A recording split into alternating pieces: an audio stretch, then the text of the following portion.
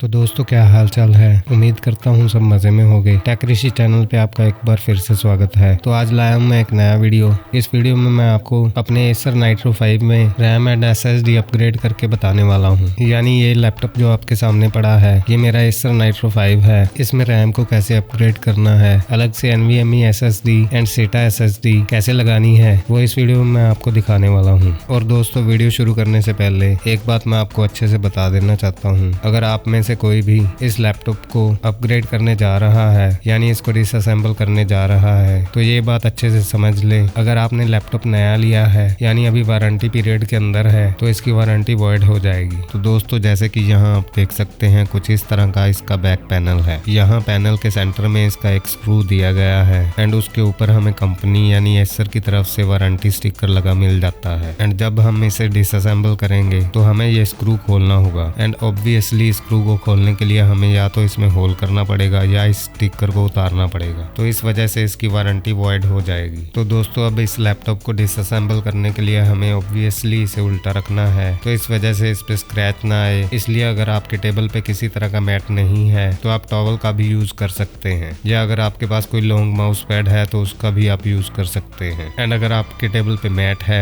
जैसे कि मेरे टेबल पे है तो इसे आप उस पे आसानी से प्लेस करके अपना लैपटॉप डिसअसेंबल कर सकते हैं। अब इसके बाद थर्ड चीज जो आपको चाहिए वो है एक अच्छा सा 4 हेड स्क्रू ड्राइवर। अगर ये आपके पास पहले से अवेलेबल है तो बढ़िया है, नहीं तो सबसे पहले आपको इसका जुगाड़ कहीं से करना होगा। तो चलिए जल्दी से अब इस लैपटॉप को अनस्क्रू कर लेते हैं। दोस्तों लैपटॉप अनस्क्रू करने से पहले आपको एक और खास बात का ख्याल रखना है। इसके स्क्रूज को अनस्क्रू करने के बाद आपको इन्हें जहाँ भी प्लेस करना है बस आपको सेम ही ऑर्डर में प्लेस करना है, यानी कि जैसे जैसे इसके स्क्रूज हैं वैसे ही ऑर्डर में इनको प्लेस करना है। दोस्तों कई बार लैपटॉप के आगे या पीछे वाले स्क्रूज के साइज में डिफरेंस होता है, तो इसी वजह से इस बात का भी आपको खास ख्याल रखना है। तो इसके बाद दोस्तों जल्दी से इस लैपटॉप को अनस्क्रू कर लेते हैं।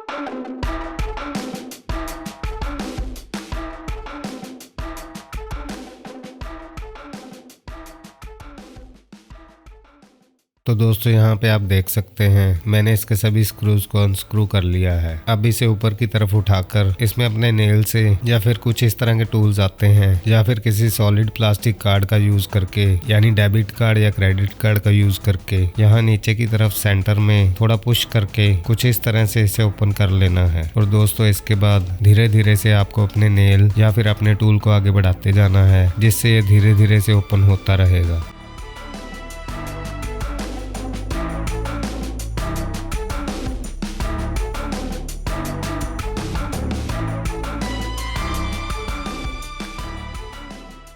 अब इसके यहाँ तक ओपन होने के बाद इस लैपटॉप को आपको नीचे प्लेस कर लेना है। अब जब ये नीचे से ओपन हो जाएगा तो बस आपको थोड़ा सा पीछे की तरफ पुश करना है, बहुत ज़्यादा नहीं, बस थोड़ी सी फोर्स का यूज़ करना है। तो बस इस तरह से इस लैपटॉप का बैक पैनल ओपन हो जाएगा।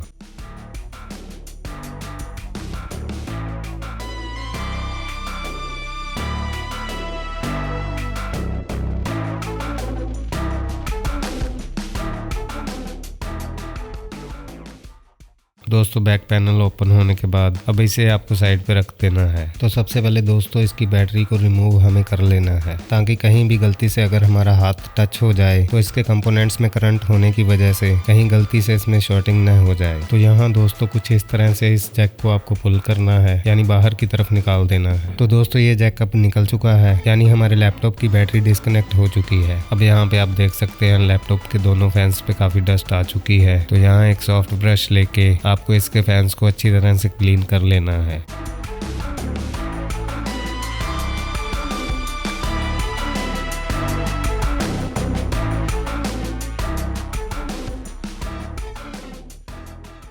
अब इसके बाद आप देख सकते हैं यहाँ पे इस कवर के नीचे हमें इसकी रैम मिल जाती है, जो कि इसमें हमें पहले से ही 16 GB यानी 8 GB के 2 मॉड्यूल्स हमें मिलते हैं। उसके बाद हमें यहाँ इसका वाईफाई मॉड्यूल देखने में मिलता है एंड उसके बाद यहाँ इसकी फर्स्ट NVMe SSD जो कि 500 GB है हमें पहले से ही इंस्टॉल्ड मिलती है। दोस्तों इसके बाद यहाँ है इसका सेकंड स्लॉट जिसमें मैं आज 1 TB NVMe SSD लगाने वाला हूँ एंड उसके बाद इस तरफ है इसका एक और स्लॉट जहाँ इसकी थर्ड ड्राइव यानी कि SATA SSD जिसका स्टोरेज भी 1 TB है इसमें लगाने वाला हूँ। तो इसके बाद दोस्तों यहाँ मैं सबसे पहले आपको रैम अपग्रेड कैसे करनी है वो बताता हूँ। उसके लिए हमें सबसे पहले ये कवर ओपन करना होगा एंड इस कवर को निकालने के लिए हमें ये स्क्रू पहले अनस्क्रू करना होगा। अब इस स्क्रू को ओपन करने के बाद हमें इसे ऊपर की तरफ उठाना है एंड ये कवर बाहर आ जाएगा। अब दोस्तों यहाँ मेरे पास ऑलरेडी 16 GB रैम इंस्टॉल है एंड मुझे यहाँ अपग्रेड की जरूरत नहीं, तो बस यहाँ एक रैम निकाल के उसे फिर से लगा के मैं आपको दिखा देता हूँ। तो कुछ इस तरह से इन दोनों लीवर को पुश करके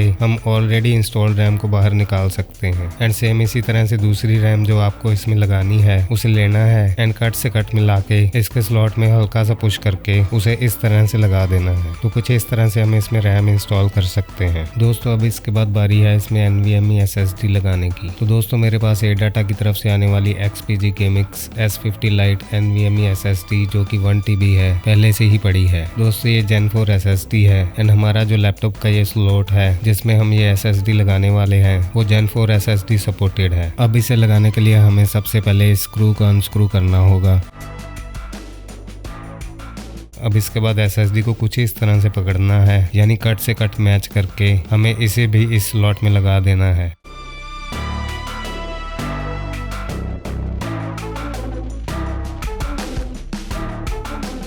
एंड इसको प्रॉपरली टाइट करने के लिए हमें वो स्क्रू जो अभी निकाला था उसे फिर से लगा देना है। तो दोस्तों अब यहाँ आप देख सकते हैं रैम के बाद हमने NVMe SSD भी अपने लैपटॉप में लगा ली है। दोस्तों अब इसके बाद बारी है SATA SSD लगाने की। तो यहाँ मेरे पास सेम स्टोरेज यानी 1 TB की SATA SSD है जो कि है सैमसंग की एंड इसका मॉडल है QVO 860। अभी इसे लगाने के लिए हमें इस लैपटॉप के साथ जो HDD केबल मिलती है उसका यूज करना होगा। तो ये है वो केबल जो मेरे पास इस लैपटॉप के साथ आई थी। तो SSD को लगाने के लिए हमें इन 4 स्क्रूज को ओपन करना होगा ताकि ये ड्राइव इस कवर में स्क्रू करके हम इस लैपटॉप के अंदर लगा सकें।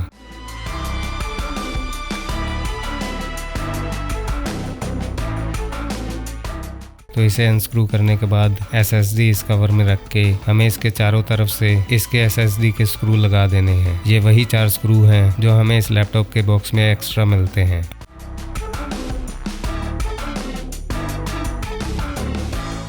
अब इस SATA केबल को SSD में कुछ इस तरह से लगा देना है एंड SSD को इस तरह से लैपटॉप में रख के वो 4 स्क्रू आपको फिर से लगा देने हैं।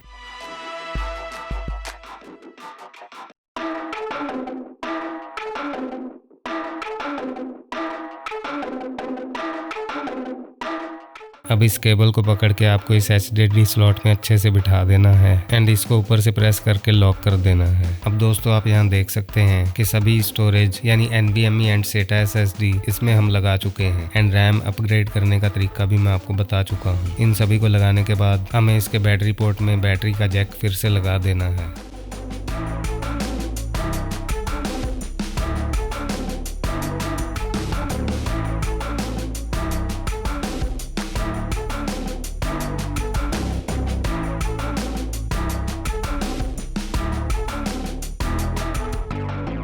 अब फाइनल स्टेप करने से पहले यानी इसका बैक कवर लगाने से पहले एंड इसके स्क्रू टाइट करने से पहले एक जरूरी बात, हमें जल्दबाजी बिल्कुल भी नहीं करनी है एंड इसके सभी स्क्रूज लगाने से पहले इसे ऑन करके चेक कर लेना है कि जो भी अपग्रेडेशंस हमने इसमें की है वो प्रॉपर वर्क कर रही है या नहीं। तो इसे चेक करने के लिए, इसको ऑन करके देखने के लिए हमें इसको उल्टा रखना होगा। तो इसे उल्टा करने से पहले इसके बैक कवर को इस लैपटॉप पे हमें जस्ट रख लेना है, बस जस्ट आपको रखना है, यानी इसे फिक्स नहीं करना है। उसे रख के हमें इसे उल्टा रखना है एंड इसे ऑन कर लेना है।